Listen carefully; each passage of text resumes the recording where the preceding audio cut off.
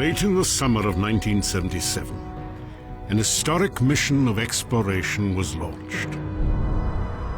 Twin spacecraft, christened Voyager 1 and 2, broke free from the Earth's gravity on journeys to the outer reaches of the solar system. Their primary destinations were the four giant outer planets: Jupiter, Saturn, Uranus, and Neptune. For 13 years, the Voyagers probed these mysterious worlds at close range, while collecting data and transmitting stunning images back to Earth. Among thousands of pictures of planets and moons, perhaps the most memorable was recorded on February the 14th, 1990, when Voyager 1 approached the edge of the solar system, then turned back toward the Sun. With its wide and narrow-angle cameras, the spacecraft captured unprecedented views of our home star and 6 of its orbiting planets. One of them appeared as a small pale dot, engulfed by a ray of sunlight. It was the Earth, from nearly 4 billion miles away. While the world gazed intently at this pinpoint of light, timeless questions about its meaning, purpose, and significance suddenly took on new relevance. And once again, as in ages past, we paused to consider our planet's role within the grand scheme of the universe.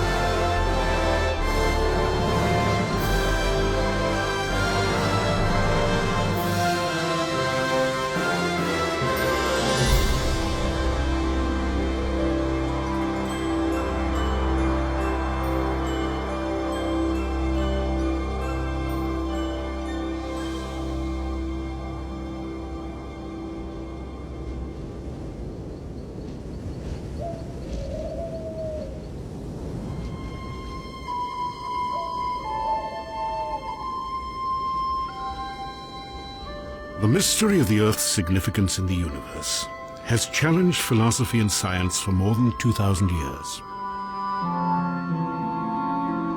Early perceptions were shaped by the work of the Greek scholars Aristotle and Ptolemy. They taught that the Earth sat motionless in the center of the heavens while the moon, sun, and other stars and planets revolved around it. This geocentric view was the foundation of Western cosmology for 18 centuries. Then, in 1543, the Polish astronomer Nicholas Copernicus ignited a revolution. In his book on the revolutions of the heavenly spheres, Copernicus argued that the Earth was not stationary, but instead orbited with the other planets around the Sun. For the first time, a correct understanding of the mechanics and structure of the solar system was in sight. The idea of the moving Earth seemed to violate some fundamental principle, but Copernicus somehow had the mental power to imagine what even to him seemed absurd. So he thought the impossible. The Earth moves. And once you imagine the Earth moving instead of the Sun, the mathematics of that cosmic machine started to make sense. It was the key that unlocked one of the great mysteries of the universe. Copernicus had laid the cornerstone for modern astronomy. Yet, 400 years after his discovery, the empirical fact that our planet was not the center of the solar system had evolved into what is now known as the Copernican principle. The idea that the Earth occupies no preferred place in the universe. Copernicus had a theoretical way of explaining the apparent motion of the planets across the sky. That's all it was. It wasn't a theory that told us whether or not Earth was special, or whether we played some importance in the scheme of things, or whether every place in the universe was the same as every other place. Nevertheless, this reinterpretation of Copernicus became prominent in the 20th century. It's often called the principle of mediocrity. This principle says that our location and our status are mediocre, they're unexceptional. As a result, we should not assume that we are in any way privileged or that the universe was designed with us or beings like us in mind. The Copernican principle and the concept of the Earth's insignificance was popularized during the 1970s and 80s by the late astronomer Carl Sagan.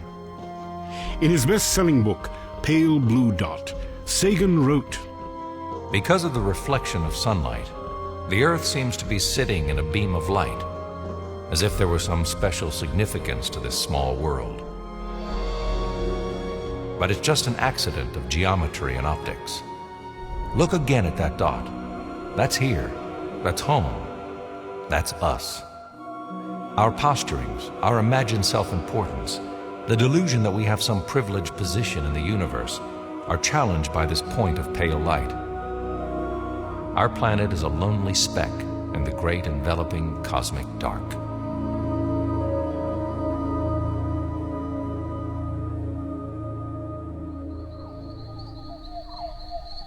One reason for the widespread acceptance of the Copernican principle can be traced to a discovery made on this mountaintop overlooking Los Angeles. Between 1921 and 1926, the astronomer Edwin Hubble used this telescope to make some of the most important discoveries in the history of science.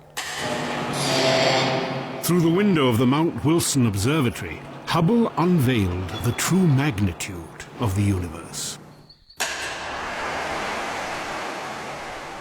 At the time that Hubble was doing his work, many astronomers believed that the galaxy, our galaxy, marked the edge of the universe, and there was nothing beyond it.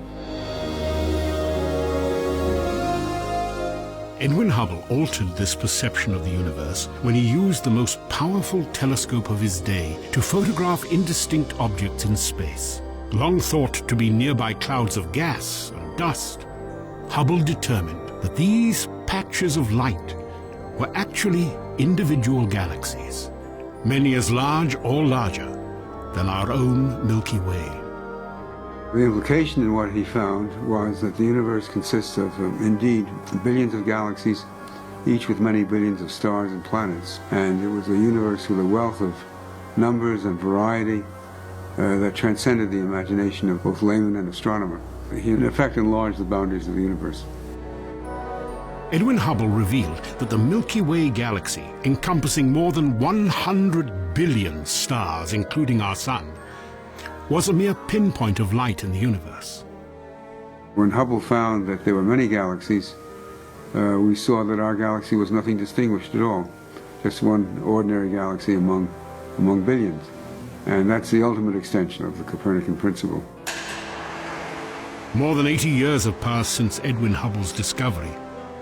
Yet today its profound implications still evoke a fundamental question. Does contemporary scientific knowledge actually confirm the Copernican principle's primary claim, that the Earth and the life it sustains exist without purpose or significance in the universe?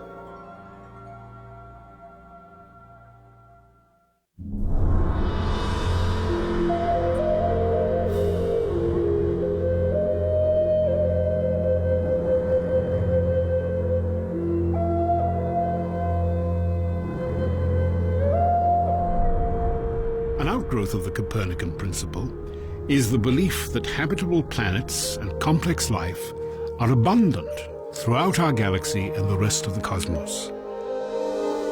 Perhaps no scientific endeavor has been influenced more deeply by this idea than the research program called SETI. Well, SETI, which is, of course, the search for extraterrestrial intelligence, is trying to do exactly that. We're searching for extraterrestrial intelligence. In other words, we're looking for aliens that are at least as clever as we are. Now, we try and do that not by trying to go there the way they do in the movies all the time, or waiting for them to come here. We try and find the aliens, if you will, at home on the basis of eavesdropping on signals they might be sending our way. So we use large telescopes pointed at other star systems to try and find these telltale signs that there's some cosmic company out there. Since 1960, SETI researchers have utilized radio telescopes throughout the world to monitor transmissions from distant regions of the Milky Way. While no definitive signs of intelligent life have ever been detected, these investigations have triggered much speculation about the possibility of extraterrestrial civilizations. Estimates vary all over the place. Carl Sagan thought there might be millions of civilizations that are kind of contemporaries of ours. I can imagine that within the Milky Way galaxy, the number of contemporary intelligent civilizations, I think, is probably in the thousands, maybe hundreds of thousands. But the bottom line, actually, when people ask, well, why do you think that they're out there, is that the universe is extraordinarily rich, extraordinarily vast. The number of stars that we can see, it's on the order of 10,000 billion star systems. So unless there's something very, very special, miraculous, if you will, about our solar system, about our planet Earth, unless there's something extraordinarily unusual about it, then what happened here must have happened many times in the history of the universe. The assumption that habitable planets and extraterrestrial life are abundant has inspired not only the SETI program, but also the new science of astrobiology and the search for biological evidence of living organisms, past and present. Since 1995, this search has extended beyond our solar system, as astrobiologists have identified more than 100 planets orbiting nearby stars. Each of them is a gas giant, much like Jupiter. While few scientists believe that these alien worlds can sustain even simple life, their discoveries represent important steps toward answering a question that will shape astronomy in the 21st century. Are habitable planets rare or common in the universe? I'm an astrobiologist, and the area that I've done the most work in lately is the field of extrasolar planets. What motivates me is just to examine the conditions necessary for life and look elsewhere in the universe and see if those conditions are met anywhere else. And the answer could be yes, and the answer could be no, and either answer is interesting. Guillermo Gonzalez works as a research scientist in NASA's astrobiology program. His interest in this field is tied to his early fascination with the prospect of life beyond the Earth. I grew up in the 1960s, and like most other people of my generation, I was really amazed by the Apollo lunar landings, and that really inspired me and had something to do with my getting interested in astronomy. In my early years, I came to believe very strongly that there must be other civilizations out there and that the galaxy was teeming with life. And so I was a strong supporter of the search for extraterrestrial intelligence.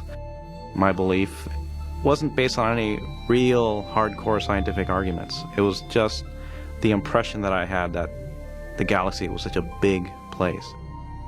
And I didn't give the other side of the equation much thought. In other words, there's two sides of the equation.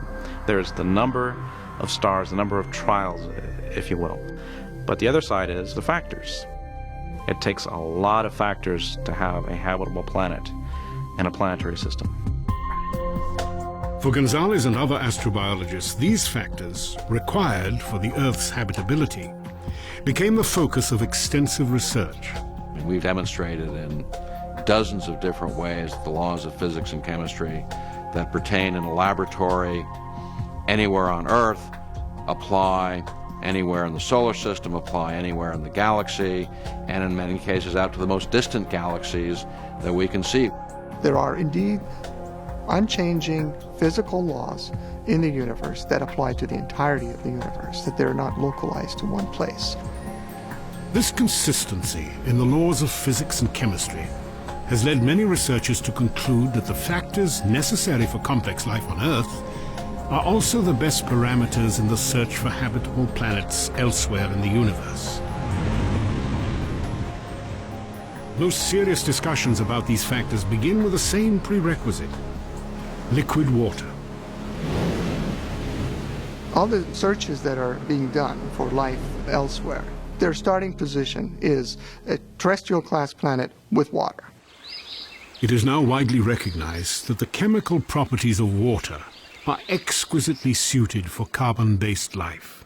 These properties include water's ability to dissolve and transport the chemical nutrients vital to all living organisms, and its unmatched capacity to absorb heat from the sun, a process critical for regulating the Earth's surface temperature.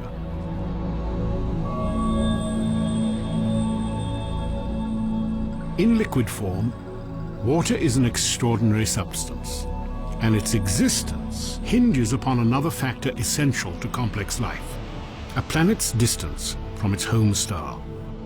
It's like what they say in real estate: location, location, location. A habitable planet lives in what we call the Goldilocks zone. It's not too hot, it's not too cold, it's just right. And when I say just right, I mean just right for water. Liquid water really helps define the habitable zone. If it's too hot, again, the water just boils away. You just can't get condensed water. It's too cold, as in Mars today, it freezes out. Within our solar system, the habitable zone is relatively narrow, beginning well outside the orbit of Venus and ending short of the orbit of Mars. If the Earth were just 5% closer to the Sun, it would be subject to the same fate as Venus: a runaway greenhouse effect with temperatures rising to nearly 900 degrees Fahrenheit. Conversely, if the Earth were 20% farther from its home star, carbon dioxide clouds would form in its upper atmosphere, initiating the cycle of ice and cold that has sterilized Mars.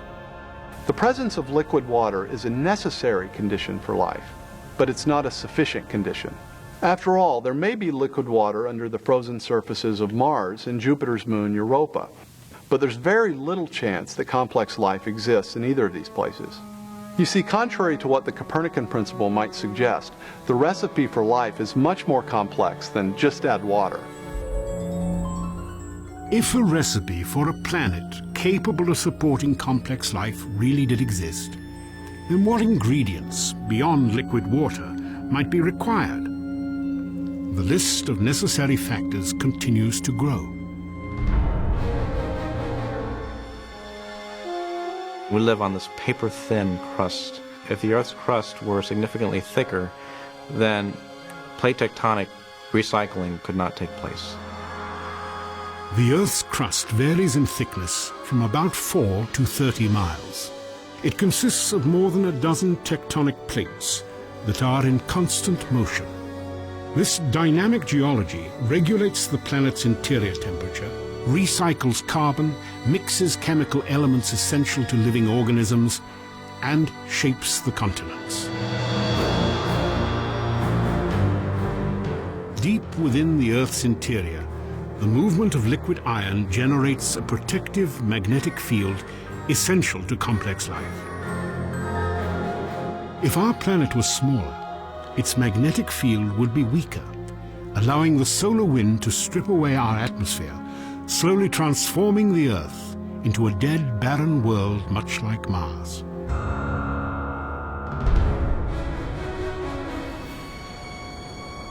We need an oxygen atmosphere, and the oxygen-nitrogen atmosphere that the Earth has is necessary for complex life. As seen from space, the Earth's atmosphere glows as a thin blue ribbon of light. Measuring less than 1% of the planet's diameter, it is composed of a mixture of nitrogen, oxygen, and carbon dioxide. As a result, our atmosphere ensures a temperate climate, protection from the sun's radiation, and the correct combination of gases necessary for liquid water and complex life. For a size of planet like Earth, our moon is big. The current thinking is that if our moon didn't exist, neither would we. 1/4 the size of the Earth, the moon's powerful gravitational pull stabilizes the angle of its axis at a nearly constant 23.5 degrees. This ensures relatively temperate seasonal changes, and the only climate in the solar system mild enough to sustain complex living organisms. If we find life out there, especially complex or even intelligent life, it will be around a star similar to our own. We orbit what is known as a spectral type G2 dwarf main sequence star. It is well suited for our needs. If the Sun were less massive, like 90% of the stars in the galaxy, the habitable zone would be smaller. To remain within its boundaries, the Earth would have to be positioned closer to its star. Here, increased gravity would lock our planet's rotation into synchronization with its orbit. While one side of the Earth continually faced the Sun and increased radiation from solar flares, the dark side of the planet would lay shrouded in perpetual cold and ice. It is unlikely complex life could tolerate these drastic extremes in temperature. A lot of things went right on Earth to have yielded complex life, absolutely. The number of factors that have been postulated has grown. Currently, the typical number you would see is, in a typical list, would have something like 20.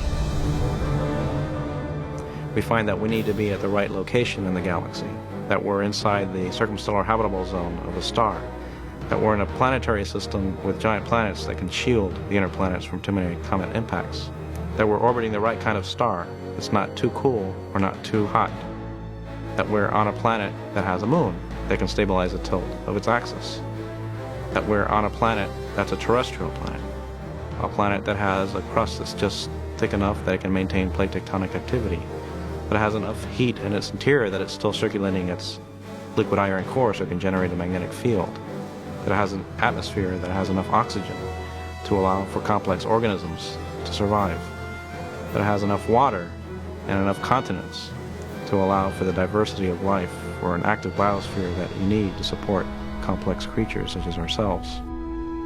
All these factors have to be met at one place and time in the galaxy if you're going to have a planet as habitable as the Earth, which you need for complex and even technological life. In an attempt to estimate the probability of attaining this combination of factors simultaneously, some researchers have developed equations assigning a conservative 1 in 10 value to each factor deemed necessary for advanced life. If every element has to be there at the same time, you have to multiply the probabilities. And that's what makes the probability at the end so small. You've got 10% of this and 10% of that, and these things rapidly multiply to exceedingly small numbers. The numbers on the order of 10 to minus 15, which is 1/1000th of 1 trillion.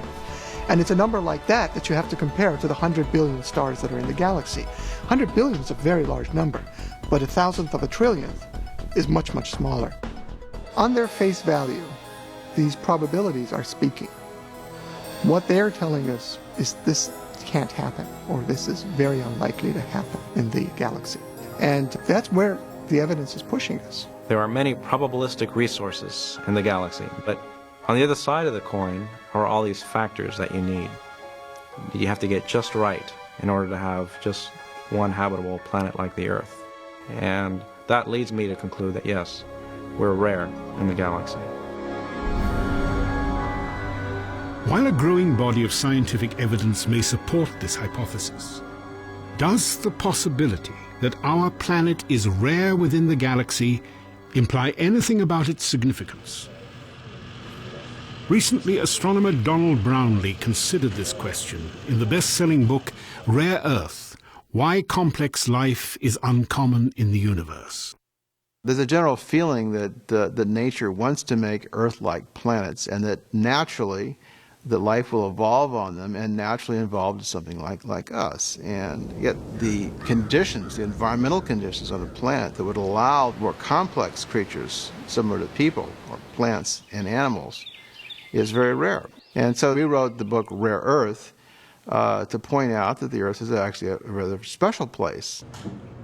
Brownlee contends that while relatively simple microbial life may thrive on planets throughout the universe, planets capable of sustaining complex life are exceedingly uncommon. Well, the entire universe is highly hostile to life. If you compare all the known places in the universe, none of them compare to Earth. We live in a very special environment that provides what we need, provides air, provides food, stable conditions, so that the Earth is almost like a giant organism where its systems are interacting in a way that allows animals to survive. But the real question is, why did this happen? Was it just a matter of luck or not? If you look at thousands of planets, only a small fraction of them, very small fraction, will be truly Earth-like. So if we are very rare, we did win the cosmic lottery. So we're a lucky planet. We're just in a very fortunate place.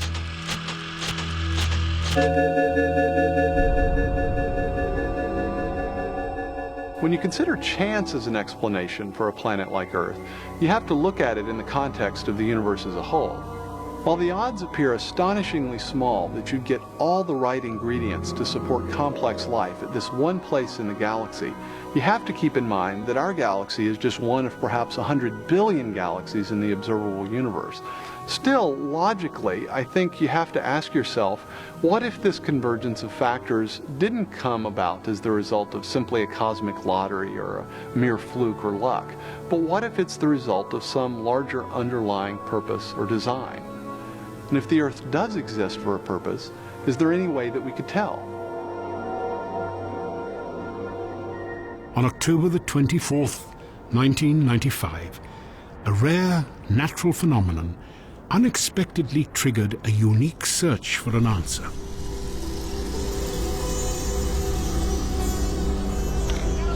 Oh, look at this sky! It started with an experience I had in 1995. I went to observe a total eclipse of the sun in India. It was my first and still only total eclipse of the sun. It was a spectacular event. It's just an experience for all the emotions.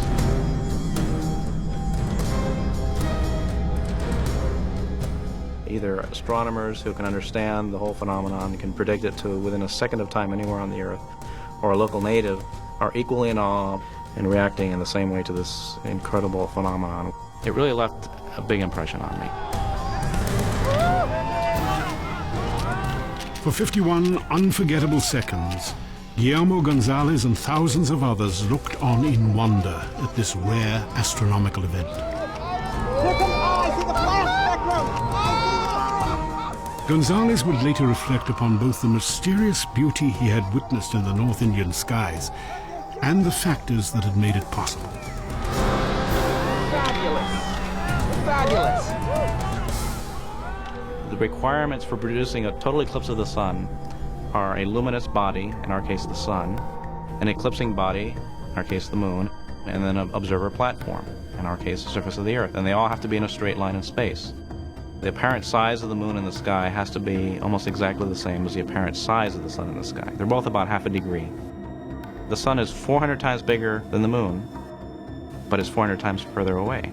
So there's this coincidence people have noted for centuries, but they just say, oh, well, it's a coincidence, and shrug their shoulders. As Gonzalez examined this rare alignment of sun, moon, and earth, he recognized the importance of these celestial bodies to the existence of complex life on our planet. The gravitational pull exerted by our moon, for example, is strong enough to regulate the Earth's climate by stabilizing its tilt and helping to circulate the warm and cold waters of its oceans, while our planet's distance from the sun permits both liquid water and an oxygen-rich atmosphere. You have to have the right distance of the observer's home planet from its host star, and you have to have a large moon, and so there's this very strong overlap between the requirements for producing eclipses and the requirements for habitability, for having a planet that can support life. In 1999, Gonzalez described this relationship between our survival and our ability to observe solar eclipses in the journal Astronomy and Geophysics. His ideas intrigued philosopher Jay Richards. I've been focusing my research in cosmology, and in particular on applying probability theory to the fine-tuning of the laws of physics. I had a strong sense that this evidence pointed towards some sort of wider purpose to the universe. Then I read Gonzalez's work, and I had the same feeling that he did, that perfect solar eclipses were sort of the tip of the iceberg, the first instance of an entire class of evidence that provides a way for judging if the universe is the result of a fluke or some impersonal process or the result of purpose or design. In the summer of 1999, Gonzalez and Richards initiated a program of joint research. They began their study by considering a characteristic of solar eclipses little known outside the scientific community. These striking events are not only compelling to observe, they also open a portal onto the physics and chemistry of the entire universe.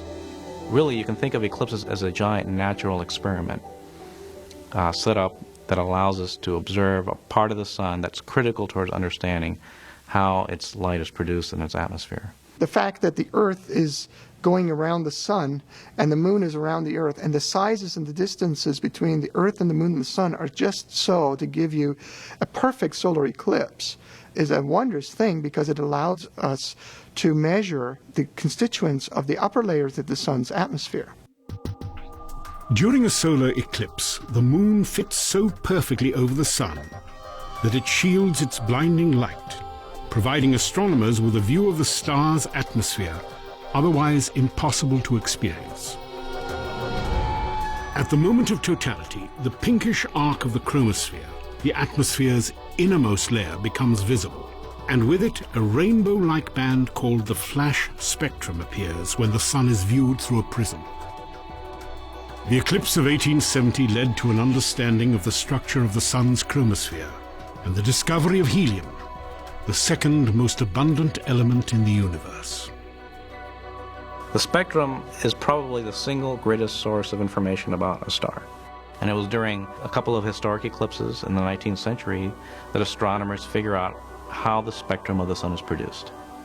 And they only were able to figure it out because of the particular circumstances during a total eclipse. These circumstances are both precise and crucial. If our moon was slightly larger, it would partially block our view of the chromosphere and diminish its spectral light. A smaller moon would allow too much light from the sun, destroying our view of the solar atmosphere and the flash spectrum. And so you have to have a nearly perfect match between the sun and the moon, so you don't hide the chromosphere. And that insight afforded by eclipses in the 19th century is what finally permitted astronomers to figure out how the spectra of distant stars are produced. Really, that opened up stellar astrophysics and allowed us to understand how other stars work, because distant stars, after all, are other suns.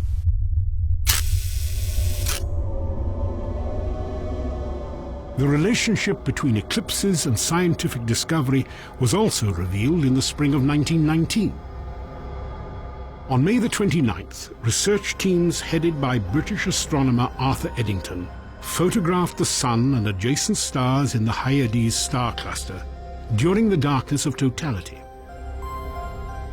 Later analysis of the pictures verified that the Sun's gravity bent light from distant stars traveling toward the Earth at the angle Albert Einstein had predicted.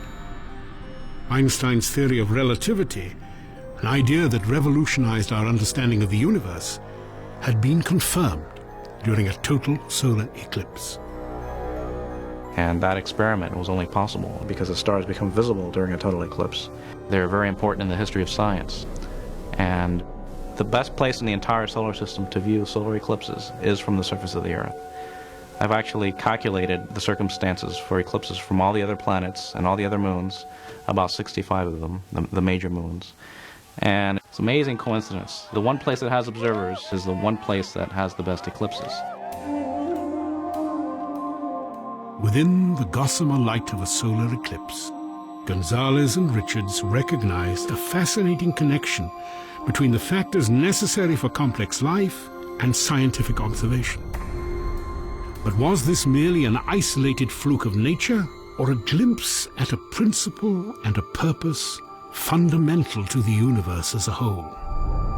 That was the million-dollar question that we continually had before us. What if those things that make a planet habitable also make that planet the best place for making scientific discoveries? That is, what if those rare locations in the universe that are compatible with observers like ourselves are also the best places overall for making observations?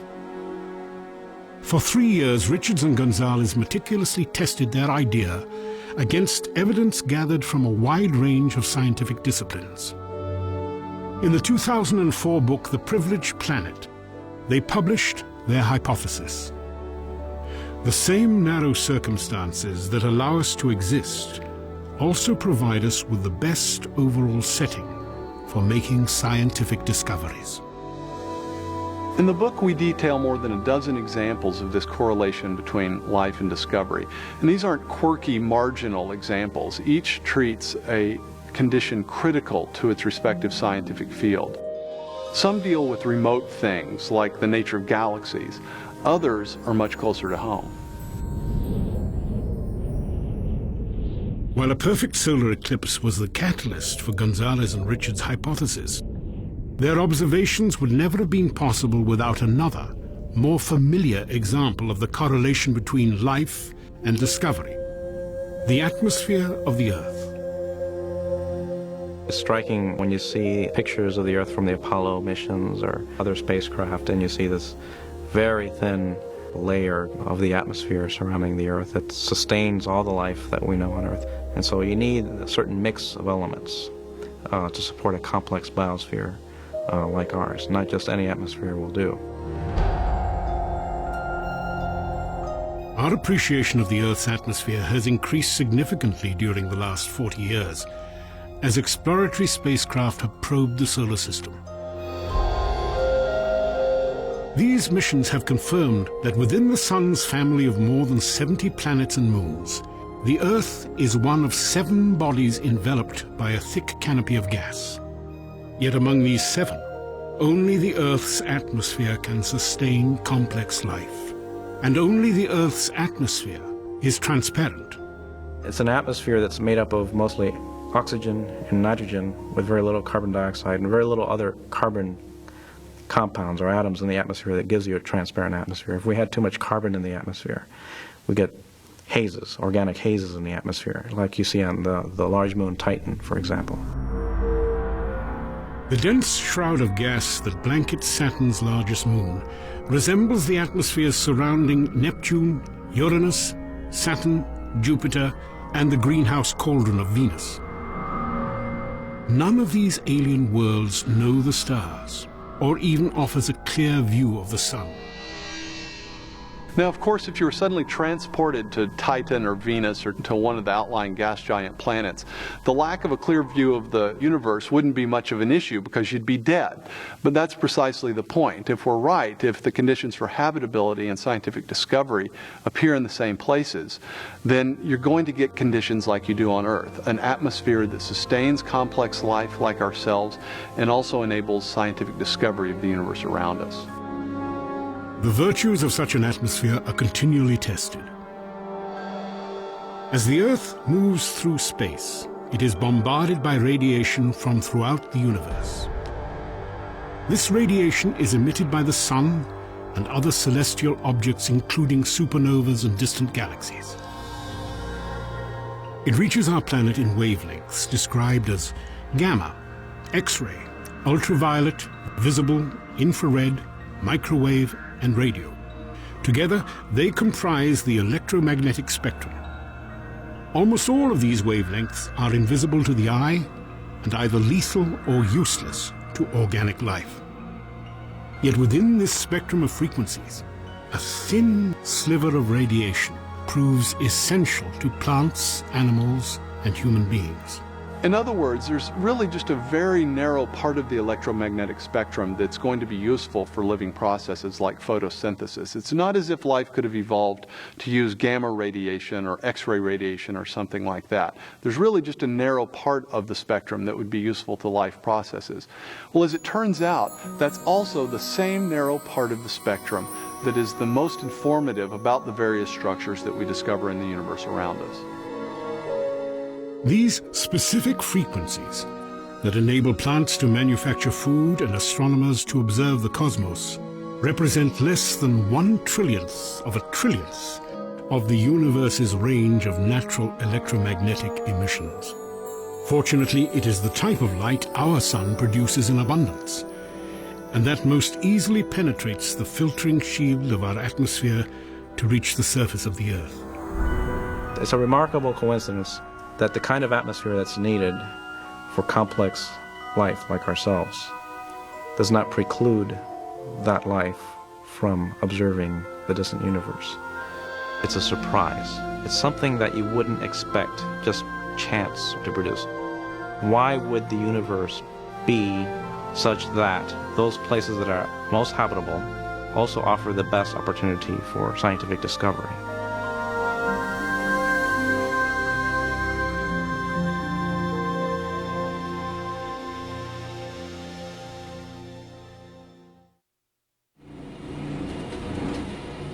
In 1997, Guillermo Gonzalez began a study of the Earth's specific location within the Milky Way galaxy.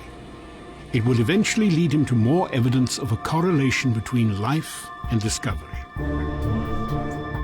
Just as our location in the solar system is optimized for habitability, so is our location in the galaxy.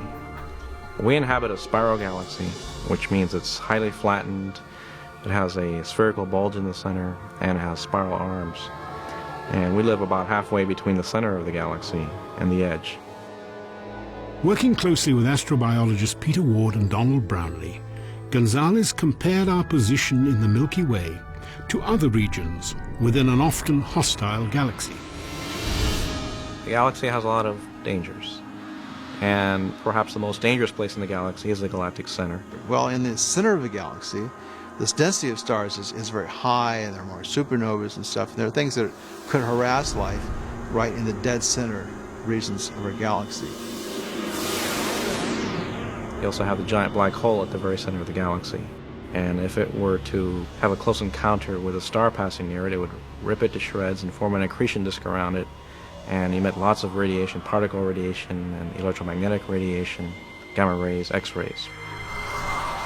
While a black hole, exploding stars and deadly radiation would make complex life virtually impossible near the galactic core, the outer edge of the Milky Way poses other challenges to habitability. In the outer regions, the situation is much more subtle. We live on a planet made out of iron, magnesium, and silicon, and oxygen. If we went in the more distant regions of our galaxy, out towards the outer edge, the abundances of these elements are lower. There probably aren't enough heavy elements to build Earth-sized planets that can support life. So there's a happy median between the dangerous galactic center and the outer edge of the galaxy. Gonzalez, Brownlee and Ward labeled this region, where complex life is possible within the Milky Way, the galactic habitable zone. Their theory was first published in 2001 and has since received growing acceptance among astrobiologists. There's a lot more research that needs to be done to determine just how wide the habitable zone is, but I think there's general agreement that yes, there are definitely places in the galaxy that you cannot have civilizations because they're very dangerous, and there are places where you just have a very low abundance of heavy elements. While these obstacles to habitability are minimized far from the core and edge of the Milky Way, Gonzalez has also identified large areas within the galactic habitable zone itself, which are less hospitable to complex life. Even within the habitable zone in the galaxy, it's broken by the spiral arms, which are dangerous places. That's where most of the supernovae go off in the galaxy. That's where the star formation is taking place. We don't want to be too close to a spiral arm. We want to be outside the spiral arm at about the right region of the galaxy. It appears this is precisely where the Earth is located, in the relatively safe and uncrowded region between the Sagittarius and Perseus arms of the Milky Way. Location is everything, and so we occupy that special place in the galaxy where habitability is optimized, threats are minimized, and we have enough building blocks to build an Earth. Guillermo Gonzalez and Jay Richards have conducted research on another facet of the galactic habitable zone. They now argue that the Earth is also located in the best setting within our galaxy for astronomical research. As it turns out, our position in the universe is not only critical for life, but it's also surprisingly important for making scientific discoveries. We're located near the midplane of the galaxy, a very highly flattened galaxy, between spiral arms in a region with very low dust extinction. While we are in the plane of the galaxy, that does not obscure a large part of the sky, so we can have very clear views. For more than a century, this nearly ideal platform of observation has enabled astronomers to study the structure of the Milky Way. Looking toward the constellation Sagittarius on a clear night, for example, we see that the stars in our galaxy are not uniformly distributed across the sky. Instead, they appear as part of a concentrated band, a flattened disk of stars, dust and gas, 100,000 light-years in diameter. The Milky Way band in the night sky is us looking edge-on into the plane of the galaxy. If we were living in the center of the galaxy, things would look much more spherically distributed. And so it would be very hard to distinguish things that are inside the galaxy from things that are outside. And it's also very dusty, much dustier towards the galactic center than it is in our region. And so the views of the distant universe will be much more difficult to obtain, they'll be much more compromised. Similar problems would exist for astronomers working on a planet located within any of the galaxy's spiral arms. Here, denser concentrations of dust clouds and gas illuminated by stars would make it difficult to determine the shape of the Milky Way, or to distinguish the stars in our galaxy from the rest of the universe. On the surface of the Earth, we're really in the optimum position for seeing both the nearby structure of the Milky Way galaxy as well as seeing the distant cosmos as a whole. So once again we see that the best location for habitability and for producing a habitable planet is also the best overall position for scientific discovery, in this case at the galactic scale.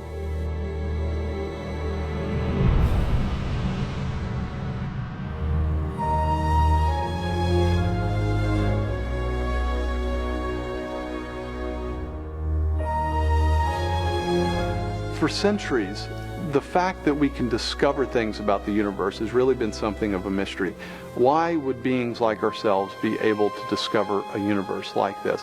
Why is what we think about the universe, why would it correspond to the way things really are?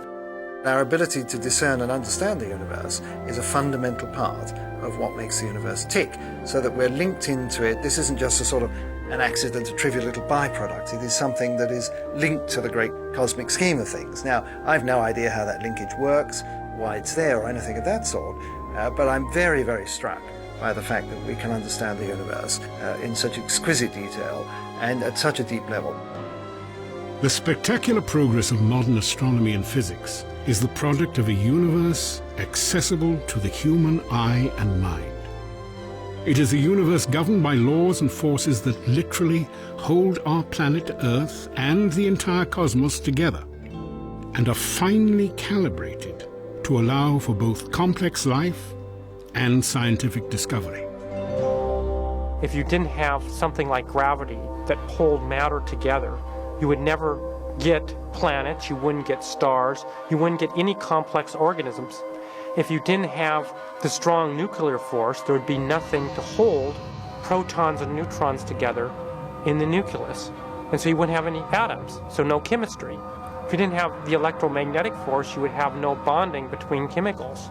You'd have no light, and the list goes on. So you need all these sorts of fundamental principles have to be in place in order for life to occur. Wipe out one of those principles, wipe out one of those laws, no life. During the past 40 years, scientists have determined the relative strengths of each of these primary laws and forces. These strengths are so critically balanced, they are often described as being finely tuned. If you're to take the basic fundamental constants of nature and you were to change these even slightly, or you were to pick their values at random, you would almost never get a universe that would be habitable in any sort of way. That is, you couldn't have galaxies, you couldn't have planets, you couldn't have complex biological organisms if these fundamental constants were even slightly different, slightly stronger, slightly weaker than they actually are in this universe. That's the idea of fine-tuning. To better appreciate this concept, imagine a machine able to control the strengths of each of the physical constants. If you changed, even slightly from its current setting, the strength of any one of these fundamental forces, such as gravity, the impact on complex life would be catastrophic. If you increased it by a little bit, no large-scale life forms could exist. Anything that was more than the size of a pea would be completely crushed. So you might be able to get life of a very, very primitive sort, such as bacteria, but you could never get conscious observers. Now, this is one of a long list of properties in underlying physics that seem to be prerequisites for a universe with life. For example, the strengths of the other forces are all important, the masses of the various subatomic particles.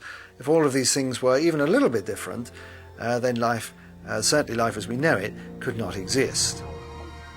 These forces and constants are another example of the correlation between life and discovery. For not only are they finely tuned for our existence, they can also be understood. It's remarkable how well the laws work. And not only that, it's remarkable how simple they are. And that also is related to the discoverability of the laws. Albert Einstein wrote, "I have deep faith that the principles of the universe will be both beautiful and simple." For nearly 400 years, scientists have discovered an elegant simplicity in the mathematical equations that express and unlock the laws of the cosmos. It's been said that many of the most important theories in theoretical physics can be written on a single sheet of paper. And this, I think, ought to be considered surprising, that such a simple formula or equation could have such far-reaching applications to a very complicated and very large universe. What you have is a universe that is not only finely tuned for life to occur, but also has a beautiful, elegant mathematical structure, and a structure such that we can discover that structure. Most scientists just take it for granted that the world is both ordered and intelligible. And the intelligible part I find really quite extraordinary, because it's one thing to accept that the universe is ordered, but ordered in a way that human beings are capable of understanding is an extraordinary thing. And so the question naturally arises, what is the explanation for that? Many who have pondered this mystery of an intelligible universe argue that it cannot be easily explained away. From naturalistic assumptions, you would not expect the universe to be understandable by human reason. After all, within the standard naturalistic story, human reason was developed to be able to hunt prey, get around in the everyday world, attract mates. We have certain skills, for example, we can jump streams and catch falling apples and so on, which are necessary to getting by in the world. But why is it that we also have the ability to discern, for example, what's going on inside atoms or inside black holes? These are completely outside the domain of everyday experience, totally surplus to requirements, not at all necessary for good Darwinian survival. The discoverability of the universe is something we didn't need for our existence. It's something additional to it. It seems then that whatever the source of the universe is, it intended that it contain observers who can discover. You put observers in the best places for observing. That is, if you're going to do things intelligently, that's what you do. The nature of our planet, the nature of its atmosphere, the location in the solar system, the type of solar system it's in, even the type of star that we're around and the location within the galaxy are optimal for making a wide range of scientific discoveries. It turns out that those are also all the most important conditions for a habitable planet, that is, for a planet that's conducive to beings like us and without which we could not survive. I think that's just the sort of pattern that ought to suggest to people conspiracy rather than mere coincidence. There's something about the universe that can't be simply explained just by the impersonal forces of nature and atoms colliding with atoms. And so you have to reach for something beyond the universe to try to account for it. Such an approach lies at the foundation of modern science. In his search for a more elegant description of the solar system, Nicholas Copernicus was motivated by his desire to comprehend what he called the mechanism of the universe, wrought for us by a supremely good and orderly creator. the system the best and most orderly artist of all framed for our sake.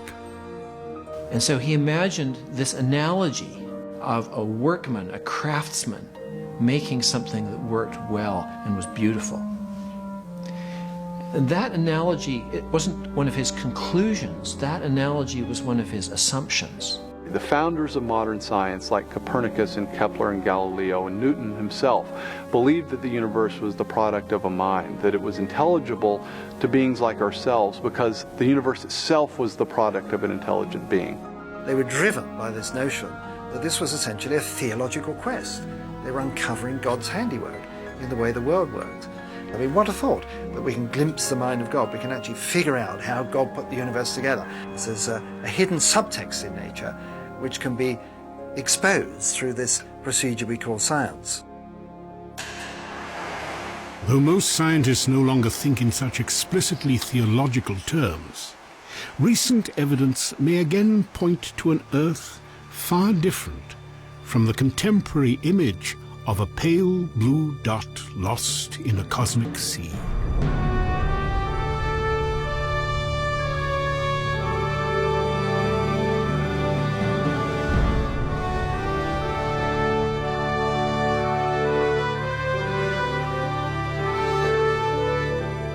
We've often been told, especially in the 20th century, that the universe does not have us in mind. That is, that we exist in a very large universe and that the universe was not designed for beings like us.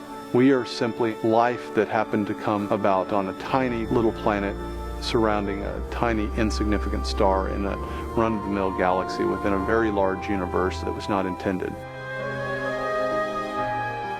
Our argument suggests something completely different. It suggests that the universe was intended, that the universe exists for a purpose, and that purpose isn't simply for beings like ourselves to exist, but for us to extend ourselves beyond our small and parochial home, to view the universe at large, to discover the universe, and in fact, perhaps, to consider whether that universe points beyond itself. As we gaze ever deeper into the universe, we are inevitably drawn back to timeless questions. What is the source of the cosmos? And what is our purpose within it? While answers will always be debated, valuable new insights are now at hand, emerging from a corner of the universe where complex life and scientific discovery have converged on an extraordinary planet called Earth.